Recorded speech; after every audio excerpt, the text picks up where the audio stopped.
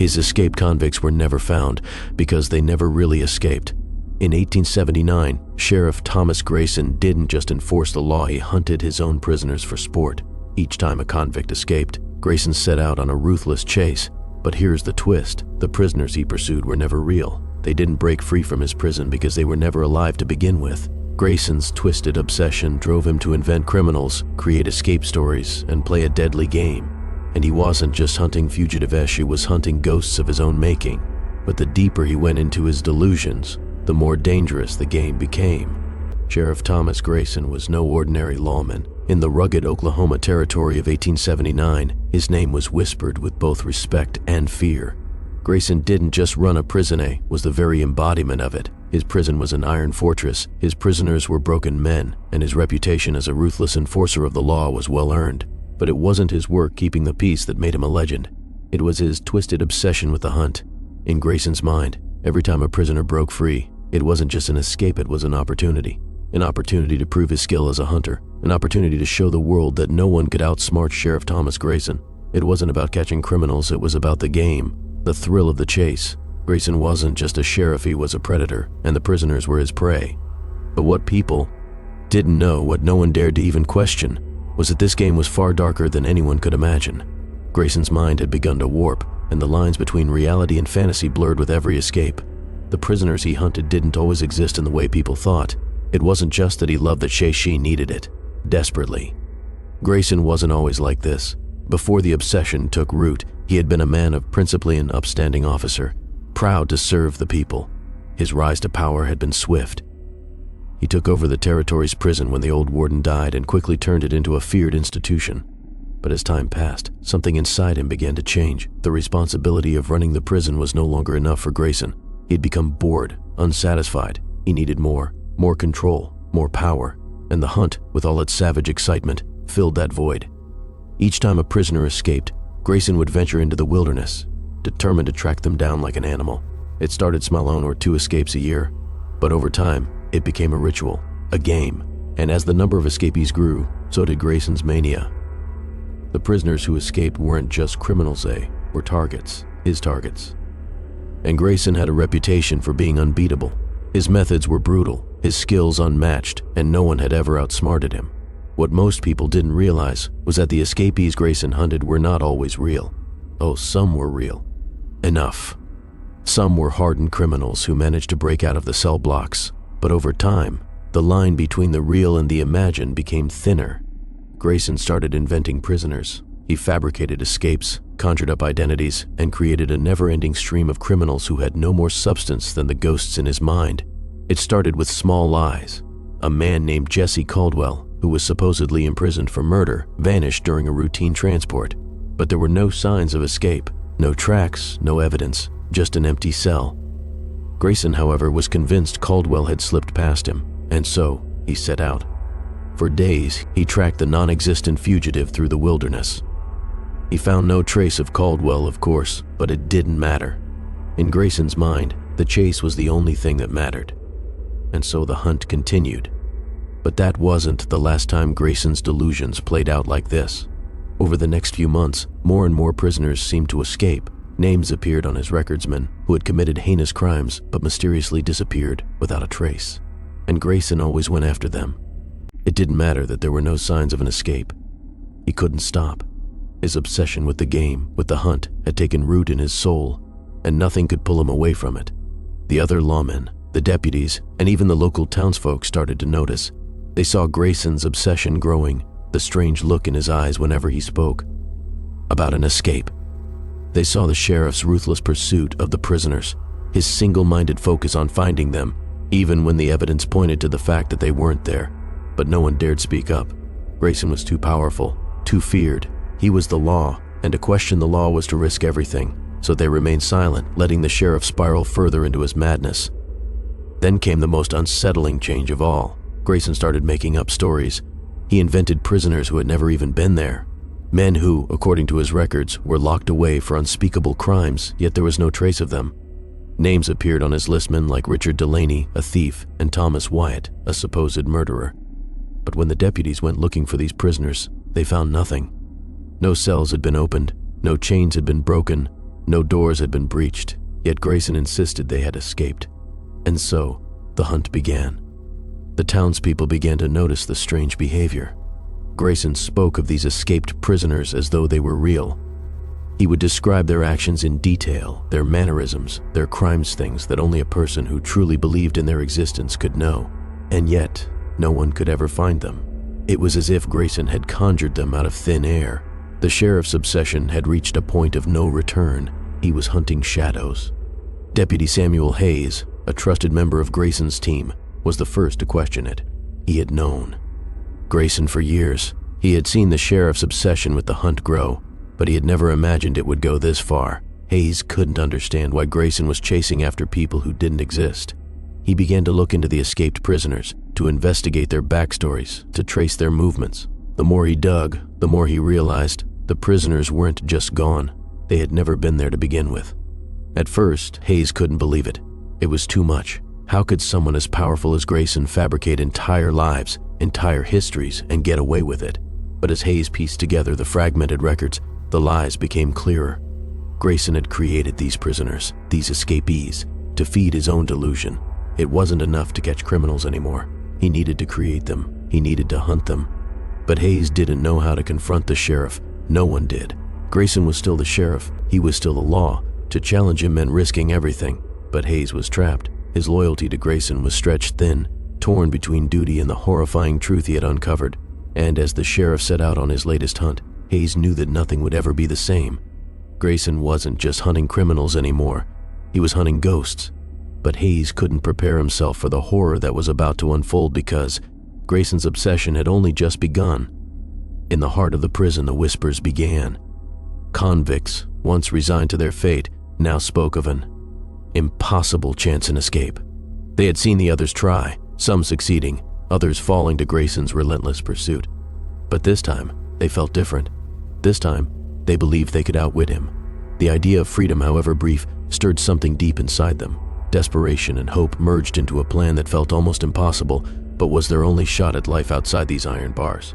The prisoners involved were a mixture of hardened criminals and those who had been unjustly imprisoned. Among them was Matthew "Matt" Graves, a man accused of a crime he didn't commit, a man whose only sin was falling victim to a corrupt system. Then there was John Miller, a former outlaw trying to start fresh, and Samuel "Sammy" Hayes, who had been locked up for petty theft that escalated beyond his control. Together, they formed an unlikely alliance, united by a single goal: escape. The plan was simple, yet intricate. They had studied the layout of the prison, found weaknesses in the guards' routines, and identified a passageway that led out to the thick forest surrounding the prison walls. There was just one thing standing in their way: Sheriff Grayson. The man they feared most was more than just a jailer. Grayson was a living legend. His skills as a tracker were unmatched. His ruthlessness was legendary. To escape from him was a near impossible feat. But that didn't matter to them. This was their chance. If they could break free even for a few days, they might just taste the freedom that had been denied to them for so long. The plan began on a cold, moonless night. Under the cover of darkness, the prisoners began their escape, each of them carrying a mixture of excitement and terror. They had spent weeks preparing for this moment, knowing that the consequences of failure would be brutal, but failure wasn't an option. For them, this was the only shot they had left. The escape was meticulously planned, but something felt off from the very start. There were too many things that could go wrong.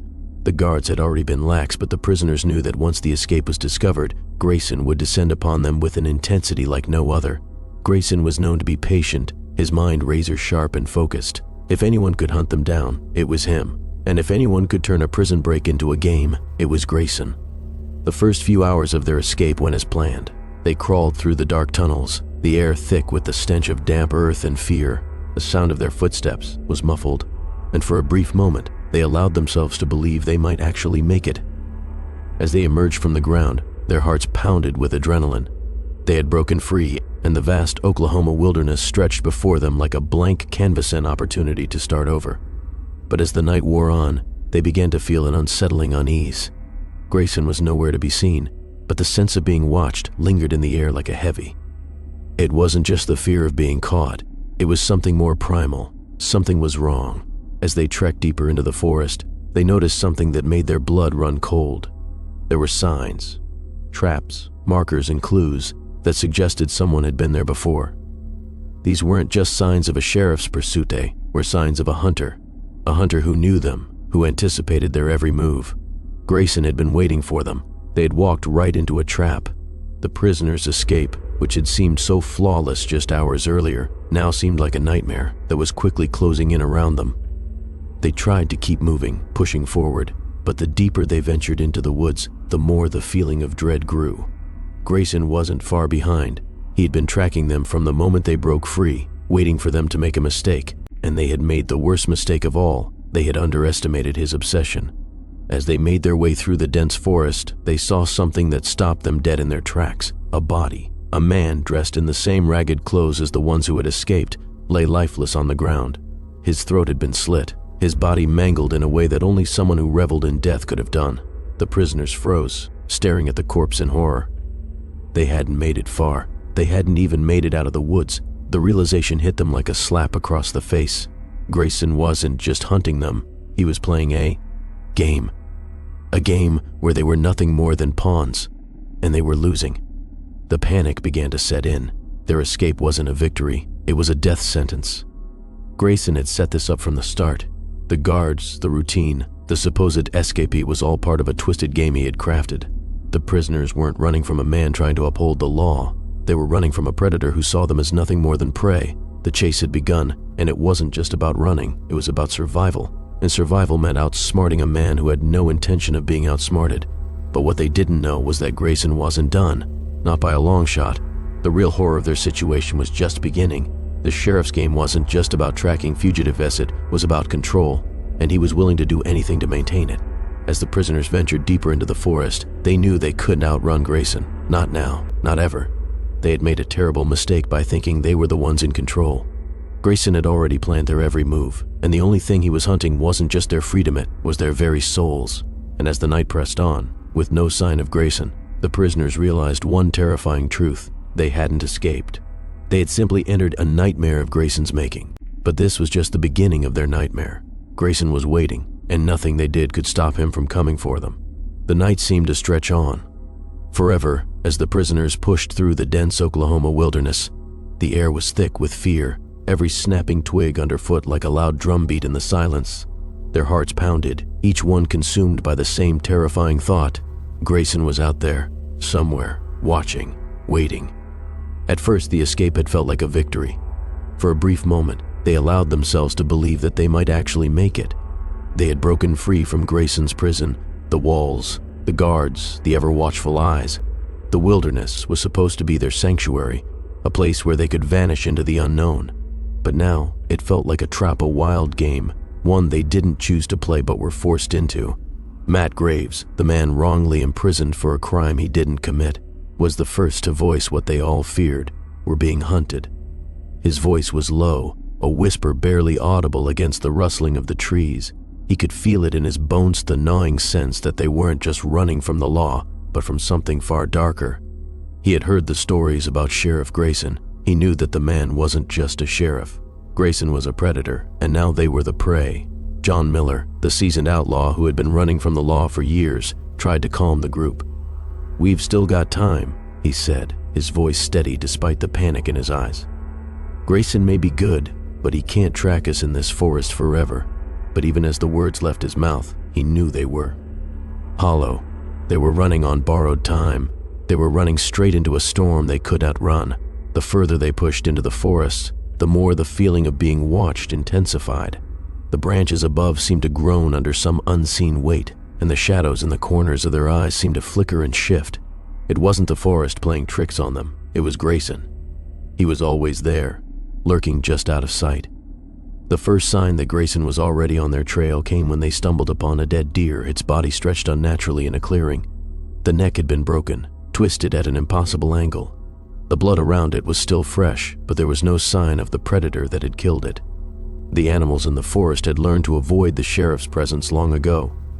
He had become a part of the land, a hunter who knew every inch of the wilderness.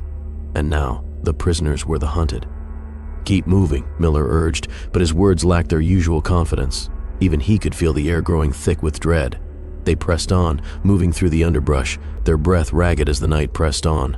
The sound of their footsteps was the only thing that kept them grounded, but even that felt like a betrayal. Every step echoed through the silence, drawing them deeper into Grayson's world, a world where there was no escape.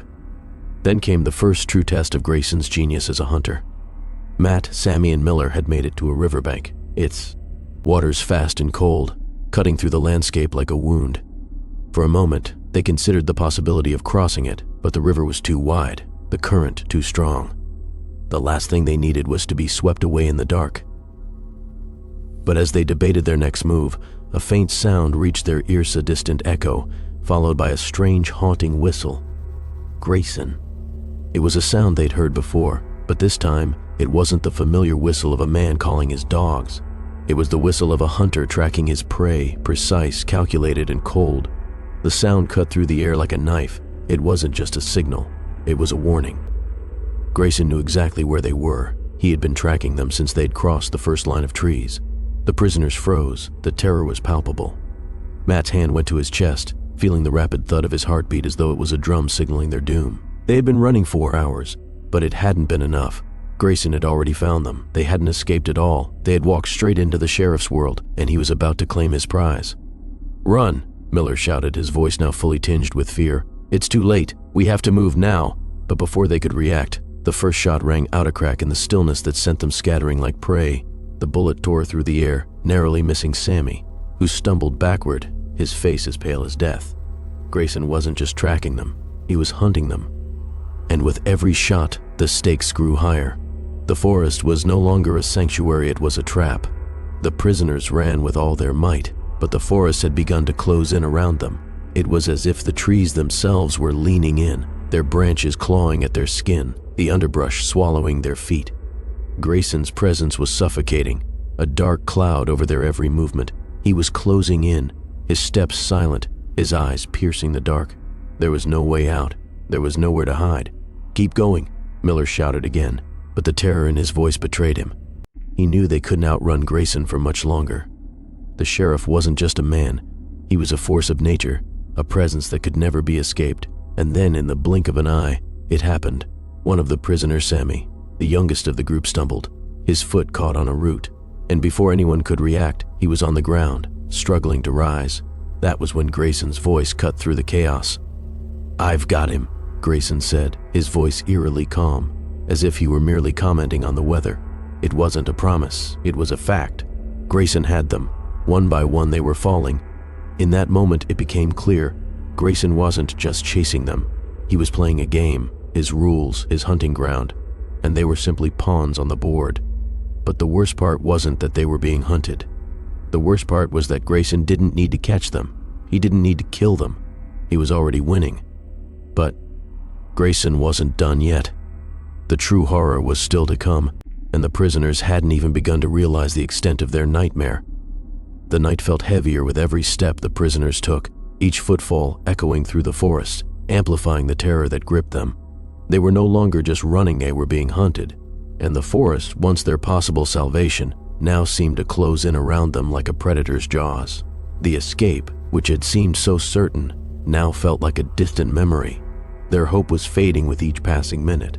The moon was barely visible through the thick canopy above, casting long, jagged shadows across the uneven ground. Matt Graves, breathing heavily, glanced over his shoulder, his eyes darting through the darkness. He couldn't shake the feeling that Grayson was right behind them, always just out of sight, lurking in the depths of the trees, watching, waiting. It felt like a game, but the rules were rigged. Grayson didn't need to play by the same rules the prisoners did. He was a master of the hunt, and they were nothing more than prey. "Keep moving," Miller urged, though his voice betrayed the same anxiety that gripped them all. "We can't stop, not now." But even as he spoke, Miller knew their situation was dire. They had been running for hours, but Grayson's presence was like a shadow that loomed over them. His mind worked like a machine, calculating every step the prisoners made. He had anticipated their moves, their every action, long before they even thought of escaping. The sound of their breath, quick and shallow, filled the silence around them. They knew the sheriff was close. The distant shots, the unnerving whistle in the air, it was all part of Grayson's twisted game. They weren't just being chessed, they were being toyed with.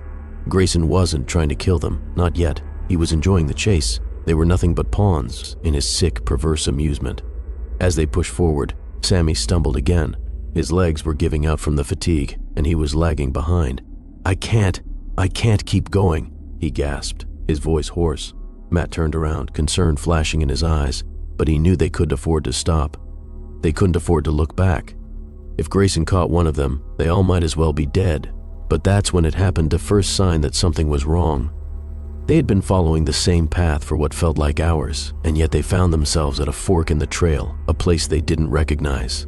The ground was disturbed, the earth trampled as though someone or something had been there recently.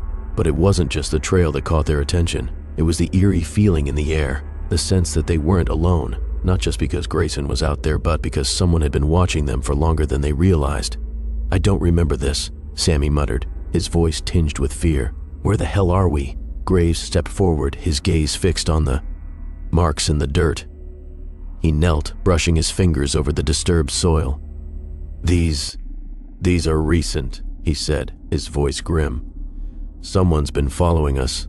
Someone who's been here longer than we have." The others crowded around, their nerves on edge as they tried to make sense of the situation. They were being followed, but by who?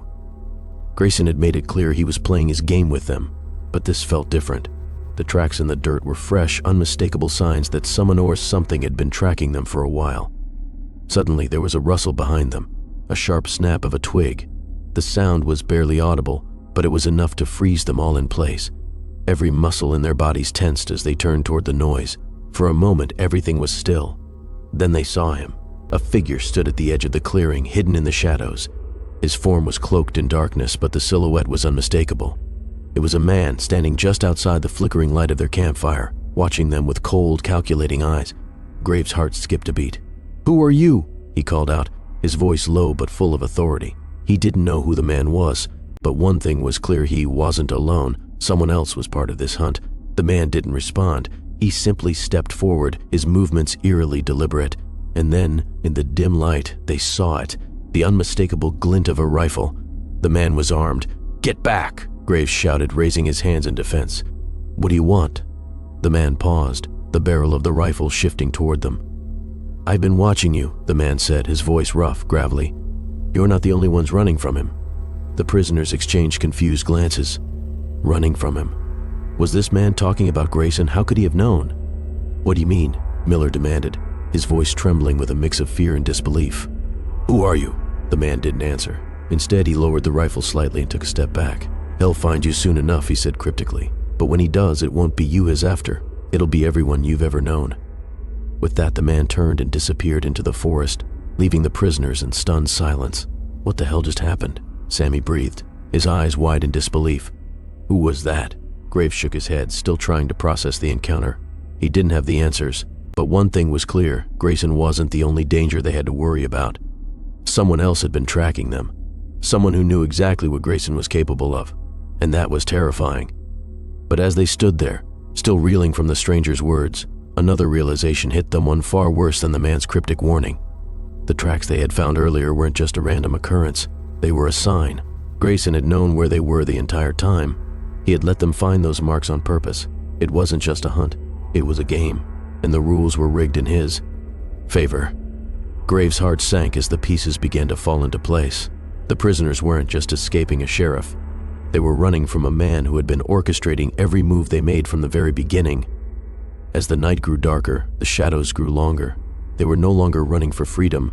They were running for survival. And survival meant staying one step ahead of a madman who knew them better than they knew themselves. But what they didn't know was that Grayson's twisted game was far from over, and now the stakes were higher than they could ever imagine. The chilling silence that hung over the forest was oppressive, broken only by the occasional rustle of leaves or a distant animal cry.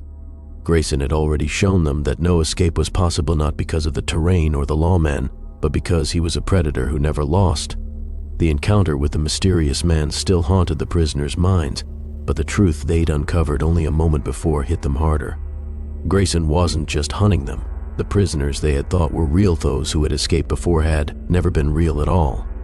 They were creations of Grayson's sick, twisted mind.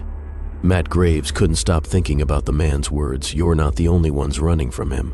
The man had known Grayson was after them, but it wasn't just that. The stranger's cryptic warning had all but confirmed what they'd feared. Grayson had made up the prisoners head-hunted, those stories of escape, of men.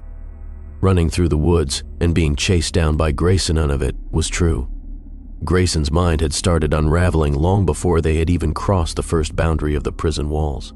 Graves couldn't wrap his head around it. How could the sheriff have created these imaginary criminals, these figments of his own delusions? The more he thought about it, the more it seemed like a game that Grayson had been playing for years, a game where the rules only he knew. "We've been running from ghosts," Graves muttered to himself, his voice trembling. The words seemed absurd, but the more he repeated them, the more they felt like an undeniable truth. Miller, who had been staring into the distance, finally spoke. "Grayson's not hunting us, has been hunting ghosts. Every prisoner, every escapist's all in his head." Graves nodded, the realization sinking in. The escape plan they had so carefully devised, the freedom they had been desperate to taste, was all part of a far darker trap. They weren't just trying to outrun a sheriff, they were trying to survive the mind of a man so lost in his own delusions that he didn't even know what was real anymore. But even worse than that was the chilling truth that Grayson's madness was evolving. He wasn't just creating prisoners to chase, he was fabricating a world where he, as the sheriff, was always in control. He could create new criminals, new hunts, at will, and no one would question him. The more they thought about it, the more the pieces fell into. Grayson had been setting the stage for this game for years.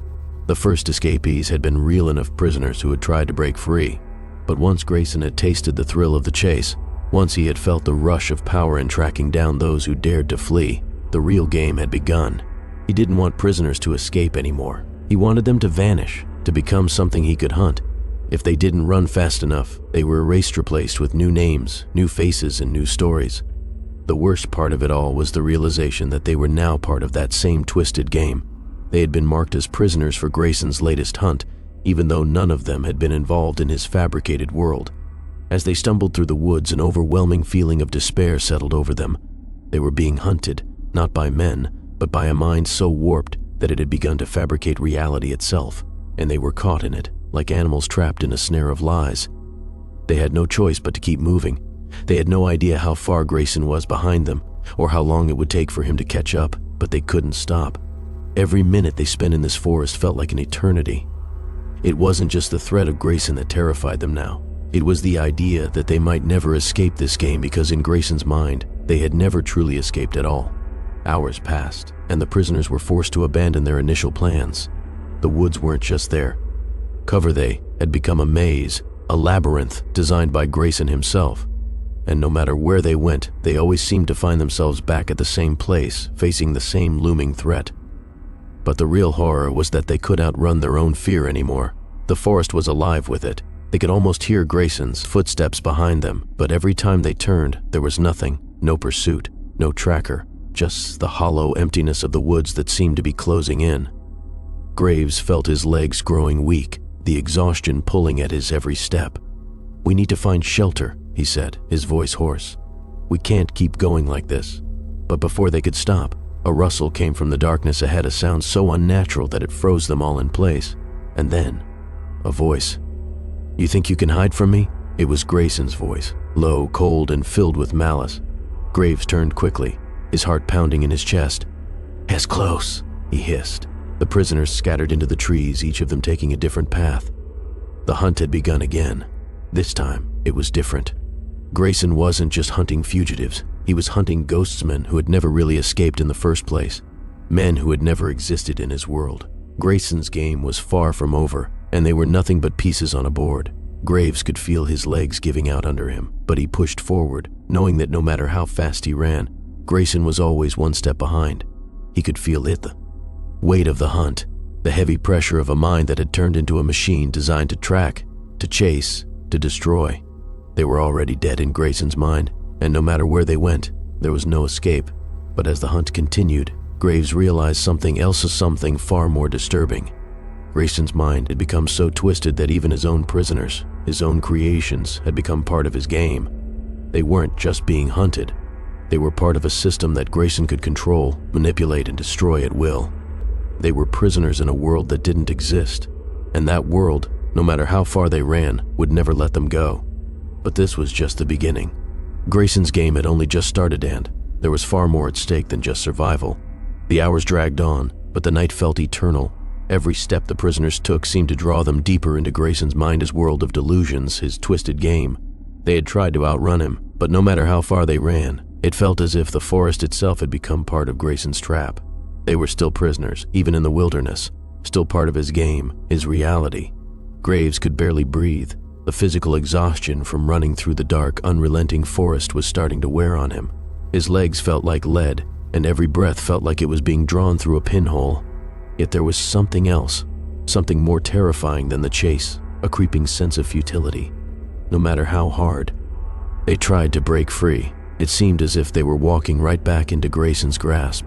They had been running for hours, but the world around them seemed eerily still. The wind had stopped, the trees were silent, and the shadows stretched out longer, closer. The emptiness of the forest had started to feel suffocating. "How is he always this close?" Miller asked through clenched teeth, his voice cracking. "We've been running, we've been hiding, but Hes right behind us, always." Graves didn't answer. He couldn't. He knew they were being hunted, but that wasn't what frightened him. It was the idea that Grayson wasn't just a man anymore. Grayson had become something else, something worse than a hunter. He was a force of nature, and he had created this world, this nightmare, and now it was closing in around them. "We're not just being hunted," Graves muttered, his voice filled with dread. "We're part of the game, and Hes going to keep playing it until we're gone." The others exchanged uneasy glances. They had been through so much, yet somehow Graves' words hit them like a bolt of lightning.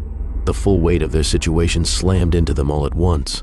It wasn't just about survival. It was about the fact that they had never truly escaped Grayson's twisted reality.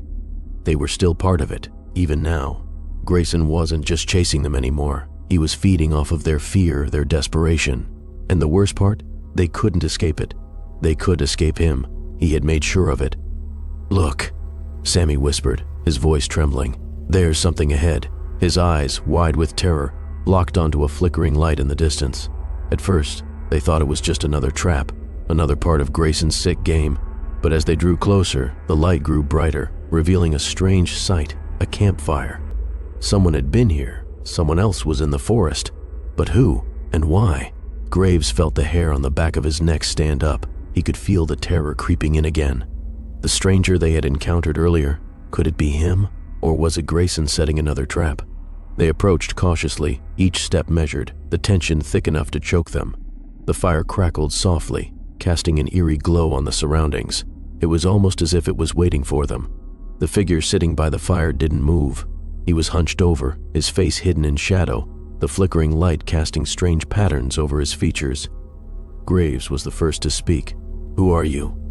His voice was steady, but his heart was racing. The figure didn't respond immediately. Then, slowly, he looked up.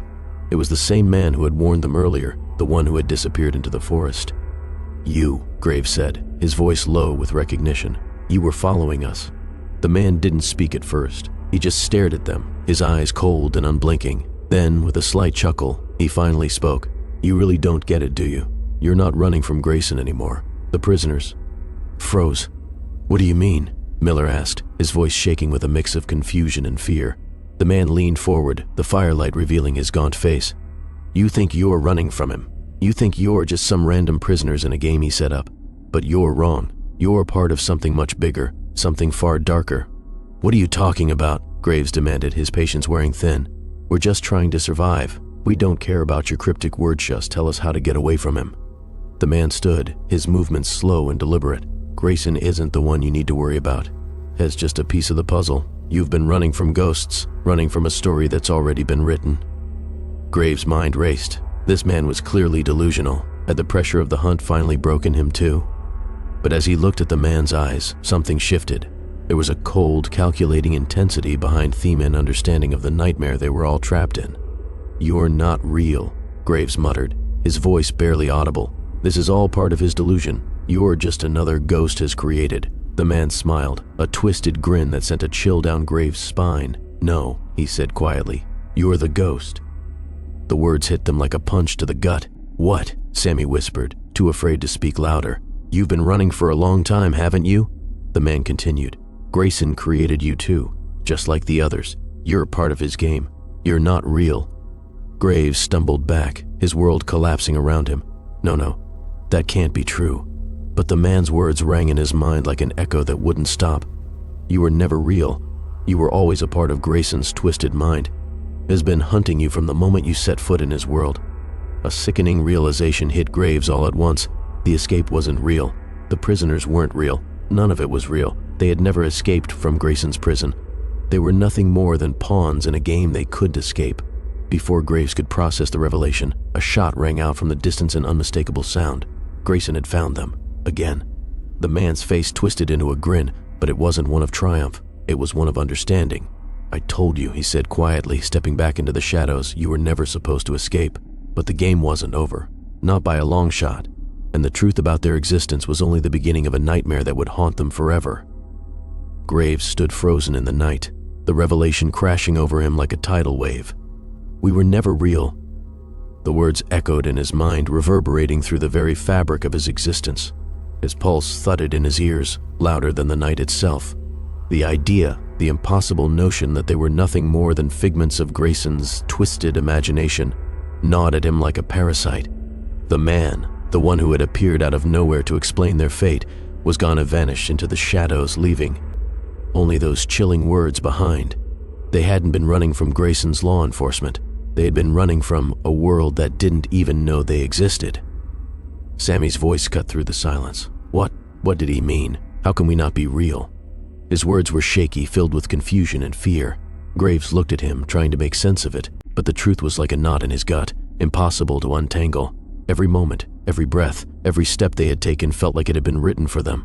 A story, a game. They weren't free. They never had been.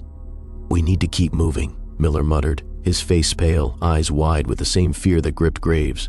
But even as the words left his mouth, they all knew it was futile. Grayson wasn't chasing them because they had escaped. He was chasing them because they had been created for him to hunt. Graves had to find an explanation, anything to regain control, but the realization that their lives had been scripted, dictated by Grayson's twisted mind, left him feeling powerless. It was as if he were trapped in a nightmare that he couldn't wake up from. But even though the darkness of their situation closed in, they kept moving. Their legs carried them through the wilderness as if they had no choice but to follow a path they couldn't escape. And then, just when they thought they had no strength left, a flicker of light in the distance caught their attention. A fire. Graves stopped short. "There it is again," he whispered, his voice laced with dread. The same campfire from before. The fire. It was too familiar, too ominous. Their chance encounter with the man had thrown them off balance, but now it felt like they were being led back to something they weren't prepared to face. "Are we going to investigate this time?" Sammy asked. He sounded exhausted, both physically and mentally. "Do we even have a choice?" Graves glanced at Miller. "We don't have a choice." They moved toward the fire, each step heavier than the last. As they approached, the crackling flames grew louder and the air became thick with tension. But when they reached the clearing, it wasn't the same man they had encountered before. Instead, there was someone else. A figure was sitting on a log, the firelight casting deep shadows over his face. The man was older, his skin weathered, his clothes tattered from years of wear. But what stood out was the look in his eyes, shunted, tired, as if he had been living in the same nightmare for far too long. He looked up at them as they approached, his gaze sharp but empty. "You came," he said, his voice low, like a man who had given up on hope long ago. Graves stepped forward, his heart racing, the air around him thick with uncertainty. "Who are you?" he demanded, the words escaping him in a burst of frustration. "How do you know us? How do you know what's happening?" The old man didn't answer right away. Instead, he studied each of them, his eyes lingering on their faces as if weighing their worth. Then, finally, he spoke. "I know more than you think," he said softly, the firelight dancing in his eyes. "I know what Grayson's doing. I've been watching it for years." "Watching?" Sammy echoed, stepping closer. "How do you know what's happening? Who are you?" The old man let out a bitter laugh. "Who am I? Does it matter? I've been a witness to this madness, a part of it even. You see, Grayson doesn't just hunt criminals. He hunts us, those of us who've been caught in his game, forced into his world. He doesn't just make prisoners. He makes us." The words hit Graves like a punch. "What do you mean? Are you saying we were created for him, just like the rest of them?" The old man nodded, his expression darkening. "Yes, just like you, just like me. We're all part of his sick little world. He creates us, he makes us escape, he hunts us. And when we think we're free, he pulls us back in. It's the same cycle, over and over again. You've been running, but you can't escape." Graves' knees buckled, and he had to catch himself against a nearby tree. "This can't be real," he muttered, his voice shaking. "This can't be happening. We're real. We have to be." The old man stood slowly, his movements deliberate. "No, you're not real. None of you are." He paused, as if weighing the weight of his own words. Grayson is the creator, the god of his little world, and we were nothing more than his puppets. Miller took a step forward, his face twisted with disbelief. "So, everything Wave done, everything Wave been through, it's all in his head?" "Yes," the old man replied simply. "Everything, every escape, every hunt, every death. It's all just part of his game." Graves felt a wave of nausea wash over him. The old man's words were poison sinking into his mind, twisting the reality he thought he knew. Were they nothing more than pawns in Grayson's twisted fantasy? Were their lives, their struggles, just a sick form of entertainment for a madman? The fire crackled, and in that moment, Graves understood something far more disturbing. They weren't trying to escape the prison. They were trying to escape Grayson's mind. But Grayson controlled that world. He controlled everything. "You have to stop him," the old man said, his voice heavy with urgency. "It's the only way you'll ever be free." Graves swallowed hard. The reality of the situation hit him with brutal force. Grayson's game wasn't just a game. It was a cycle, a prison built in the mind of a madman. And no matter how far they ran, they would always be trapped in it. Graves had to make a choice: continue running, continue trying to escape the impossible, or confront the truth that they could never break free from Grayson's world. Either way, the hunt would never end. But the real question was no longer how to escape. It was whether they could ever stop the game, or if they were doomed to play it forever. The truth had been a slow burn for Deputy Samuel Hayes, but it had hit him with the force of a storm in the last few hours. What started as a vague suspicion had become an undeniable reality. The prisoners were not what they seemed, and neither was Sheriff Grayson. Hayes had been with Grayson long enough to see the cracks in the sheriff's facade, but this was something entirely different. As he stood in the clearing, his heart racing, Hayes couldn't believe the words that had just come from the old man, the one who had claimed to know everything about Grayson's twisted game. "None of you are real," the old man had said. "You are part of his sick little world, created to be hunted, to run, and when you think you've escaped, he pulls you back in." Those words had burned into Hayes' mind like a brand. What was worse was that Hayes knew, deep down, that the old man wasn't lying. Grayson's behavior, his obsession with the hunt, the way the prisoners had vanished into the wilderness, it all pointed to the same chilling conclusion. Grayson wasn't just hunting criminals, he was hunting ghosts. And worse, Hayes now feared that he was part of the illusion too. But before Hayes could gather his thoughts, something else happened. A sound, faint but unmistakable, came from the direction they had just come from. A branch snapping, the sound of footsteps light but steady. Hayes spun around, his instincts kicking in. Grayson. They weren't alone anymore. He motioned for the others to quiet down. The group had been huddling in a small makeshift shelter for the last few minutes, trying to process what they had just learned. But now everything was on edge. Graves, Miller, and Sammy all stood stock still, their eyes wide with terror. Hayes felt the same fear clawing at him, but he was also numb-paralyzed by the uncertainty of everything that had just been revealed.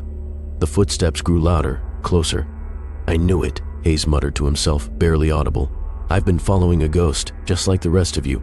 In that instant, the branches of the trees above them seemed to shake, and the silhouette of a man appeared in the moonlight. It was Grayson. His figure was unmistakable, his silhouette sharp against the pale light, as if the very shadows bent toward him. But Hayes was frozen. He knew something that Grayson didn't. He had seen through the sheriff's twisted game. Or had he? Grayson's voice came through the darkness, smooth and chilling.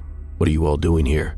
He didn't look surprised. He didn't even seem like he was hunting. He was merely observing, as though this whole moment had been predestined. "Just passing through," Hayes said, his voice low but steady. The words felt hollow, almost rehearsed, but he had to maintain control. Grayson had always been sharp, always had a way of seeing through lies. But Hayes wasn't lying, at least, not entirely. He didn't know what was real anymore. Grayson's eyes scanned the group, locking on Hayes for a moment. "You don't belong here, Deputy." His tone was cold, matter-of-fact. "None of you do." Hayes bristled at the statement. Grayson was right, but Hayes had never felt more distant from the man who had once been his mentor. Hayes had always known that Grayson operated by his own set of rules, but this was something else. Grayson's calm, detached demeanor had always made him seem like a force of nature, but now it seemed as though he were merely playing his part in a much bigger, more terrifying game. "You've been playing me this whole time," Hayes said, his voice rising with each word. "All of us. This isn't real, is it? You've made us into your game. You created these people. You created me." Grayson smiled, the corners of his lips curling ever so slightly. "You think you figured it out, don't you? That's cute, deputy. But you still don't get it, do you?" Hayes took a step back, confusion battling with the dread in his chest. "What are you talking about?" Grayson stepped forward, his eyes never leaving Hayes. "I didn't create you," he said, his voice low and almost affectionate. "You were always part of the plan. You just never knew it." The words hit Hayes like a physical blow. He stumbled backward, his mind racing, trying to piece together the fragments of this insane puzzle. "What do you mean? I've been written into this? All of us? You mean to tell me he couldn't even finish the thought?" Grayson's smirk widened as if he were savoring the moment. "You're the one who's been following my game, deputy. I didn't write you in, you wrote yourself in. I simply gave you the chance to play." His gaze flickered to Graves and the others. "But you're all the same, aren't you? Players in a game you didn't choose, and now you want to blame me." Hayes shook his head, his breath coming quicker. "No, that's not possible. I'm not a part of your game." "Oh, but you are," Grayson interrupted. "You've always been. Every time I've hunted someone, every time a prisoner escaped, you were always there, watching, helping. You knew the rules. You were just too afraid to play. You wanted to be part of the game, but you never let yourself. You never wanted to admit it." Hayes felt his world collapse. His knees buckled, and he collapsed onto the ground, overwhelmed by the weight of the realization. Every step, every decision, every instinct had been a part of Grayson's design. He wasn't just chasing the prisoners. He was chasing himself, trying to find meaning in a world of lies. "Why?" Hayes managed to whisper. Grayson's face softened for the briefest moment, a strange mix of sadness and amusement playing across his features. "Because I had to. Someone had to remind you all of what you were. To see the truth, it's the only way you'll learn." The horror of the situation sank in. Grayson wasn't just a man who had built a prison. He was a man who had built an entire world on where everyone, including himself, was trapped. And now Hayes understood. This wasn't just a game of survival. It was a game of creation and destruction. Grayson's eyes glinted. "It's time to finish what we started." And with that, the true meaning of the hunt hit Hayes. He wasn't just trying to escape a madman's world, he was trying to escape his own. But Grayson's twisted game wasn't finished yet. In fact, the real horror was just beginning, and now, no one was safe from the truth. The forest had become a living nightmare, suffocating them with each step. The weight of Grayson's words still clung to Hayes' mind.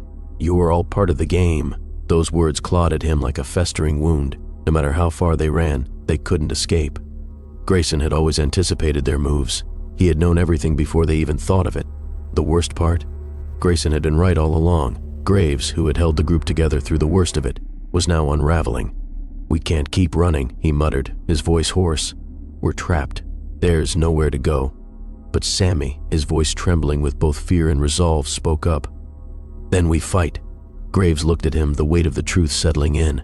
"We were never real. He created us to die." "What's left to fight for?"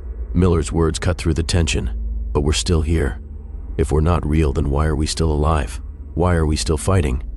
Graves felt the weight of Miller's words. Could they break free, or had they always been part of the game? A rustle from the trees broke the silence. Grayson was close. The unmistakable sound of his whistle cut through the air, signaling his presence. This time, it felt different. It felt like the end. "Has been here the whole time," Sammy whispered, his voice breaking. "We've been running in circles, haven't we?" Graves nodded grimly. "We're not running anymore. We're going to end this." The group moved forward, adrenaline fueling their determination. They were done being chased. They were done with Grayson's game. As they neared a clearing, they saw him, Sheriff Thomas Grayson, standing alone in the forest, his back to them. His dark coat blended with the shadows. He was waiting. "You've come to play then," Grayson said without turning around, his voice smooth, almost bored. "I've been expecting you." Graves stepped forward. "You've created us. You've hunted us, played us like animals in your game, but we're not your game anymore. We're done." Grayson turned slowly, his eyes locking onto them. There was no surprise, no emotion in his expression. It was as if he'd known this moment would unfold exactly this way. "You think you're done? You're just beginning. This game doesn't end until I say it ends." Without warning, Grayson raised his rifle, the barrel gleaming in the dim light. The air around them seemed to freeze.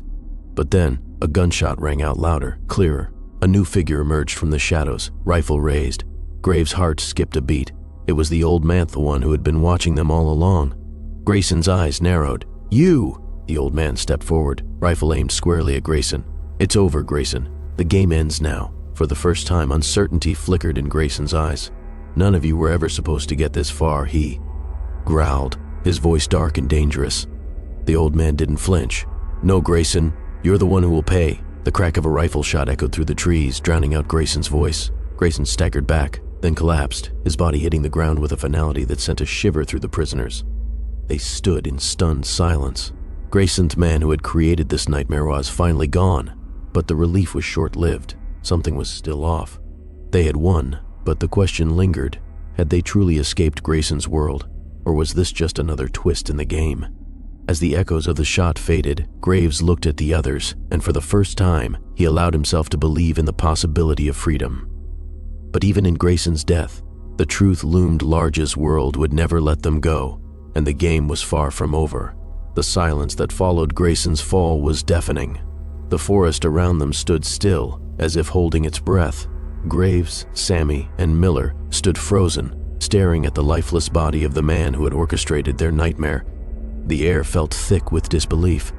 For a brief moment, it felt like they had truly won, like they had finally escaped the twisted game Grayson had forced upon them. But then the weight of the situation began to sink in. Grayson, the predator, the mind behind the entire charade, was gone. But in that moment, a deeper, more chilling thought gripped Graves. Had they really won? He approached Grayson's body slowly, his heart pounding with uncertainty. The sheriff's face was twisted into an expression of something between rage and confusion, two emotions that made no sense coming from a man who had once seemed so calculating.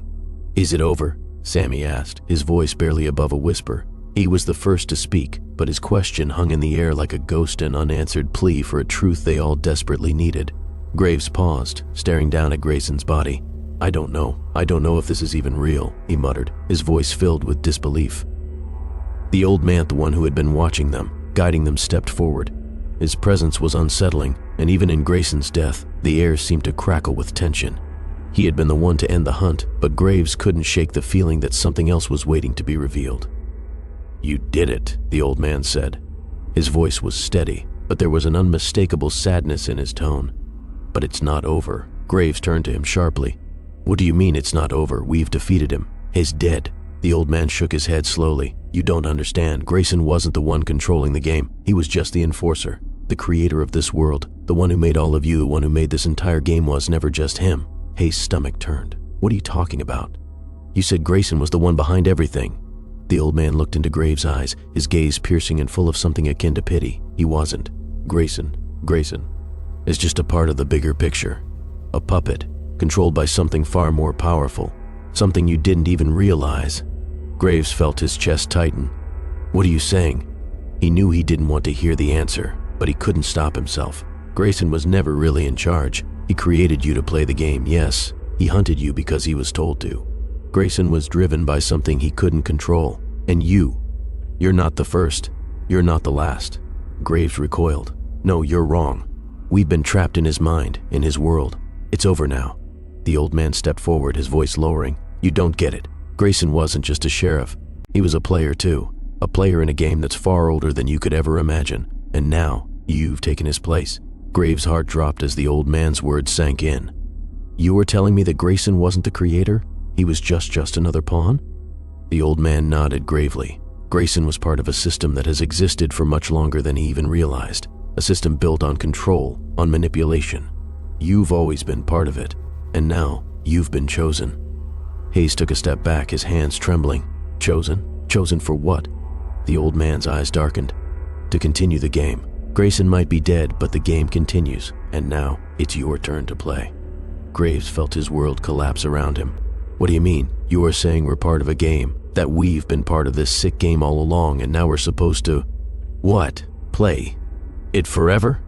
The old man nodded. Grayson created you, yes, but he did so as part of a larger system that keeps repeating itself. New players, new hunts. And now, you are part of that system. You'll hunt, just as he did. You'll create your own hunts, you'll build your own prisons, your own escapes. It never ends. The words were suffocating. The air around them felt thick with despair. Everything they had done, everything they had been through, it had been for nothing. They hadn't escaped Grayson's game. They had simply been moved into a new part of it. "Is there no way out?" Sammy asked, his voice trembling with fear. The old man gave a grim smile, shaking his head. "No one has ever escaped the game. Not Grayson, not anyone. You were created to be part of it. And when you die, when this game ends for you, someone else will take your place. It's always been this way." Graves collapsed to his knees, his mind spinning. Then we're just puppets? Toys for someone else's amusement? The old man placed a hand on his shoulder, his touch surprisingly gentle.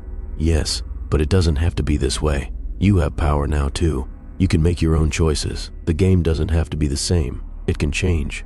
Graves' heart raced. "How? How can we change it?" The old man looked at him with eyes full of understanding. "You have to stop playing. You have to break the cycle. But first you have to confront the truth. The game was never really about Grayson. It was always about control, and you have to decide whether you'll be the one to end it or if you'll become just another player." Graves stared at Grayson's lifeless body, a terrible thought creeping into his mind. Was this really the end? Or was this the beginning of something far worse? The fire crackled softly beside them, casting flickering shadows over the ground. The night seemed to stretch on forever. Final payoff. Graves stood still, the weight of everything he had learned crashing over him. The game had never truly ended. Grayson's death wasn't the end of their nightmare. It was just another chapter in an endless cycle. They had been pawns in a game controlled by forces beyond their understanding, trapped in a world that bent reality to its will. But now they had a choice. They could keep running, keep playing, or they could confront the truth and break the cycle. Graves looked at the others, their faces a mix of fear and determination. They weren't going to be the next players in Grayson's game. They would find a way to escape, to end it, even if it meant confronting the darkness inside themselves. The game wasn't over. It was never over. But for the first time, they had the power to rewrite the rules.